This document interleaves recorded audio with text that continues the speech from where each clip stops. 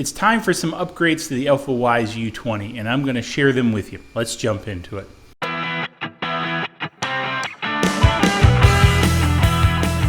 Welcome to this episode of DIY3DTech.com. In this episode, I'm starting some modifications to the Alfawise U20, which, if you don't know, it's pretty much another Creality CR10 knockoff. So I really like this printer.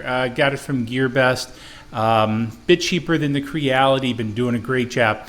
But it's time to do some upgrades. So one of the things I want to do is remove the glass bed from it and replace it with a PI sheet directly on the aluminum. Now, I know some of you are sacrilegious out there, and I know I'll get some comments below, but hey, I've got a bunch of printers I've done this with, and I've been printing for years like this without issue. If you have a decent, bed, trust me, you won't have any issues. So with that being said, one of the challenges I had was actually bringing the bed down low enough, or the nozzle down low enough, to meet the bed. I didn't want to go up any higher at the bed because I did not want to get any swaying motion or introduce the potential of that.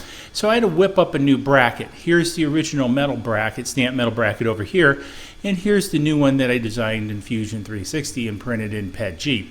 Now, it's a little bit thicker. Behind it on the Alfawise is a T bracket, and all this really does is cinch up to that. So you don't need a lot of support or a ton of support. I did make this a little bit thicker for rigidity. And this is one of the reasons I have the holes in here, so the head's recessed to the proper height to match this guy. The other piece I did is I put through-hole M3s for the switch mounting. Now, I did try in a previous version tapping it, and it did work, but one of the things I did not feel comfortable with is the tap screws holding over time, because as the gantry came down and would touch off, it put pressure on that switch.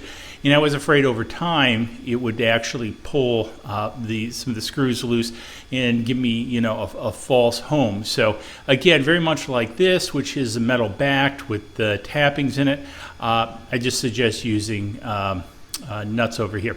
So I've done some overlays so you can see how it works on the printer. The other piece I had to do is cut this down a little bit to bring it down lower, because the wheels come down on this, and because it does stick out a little bit further, I wanted to make sure I had clearance in there. So that all came out pretty good.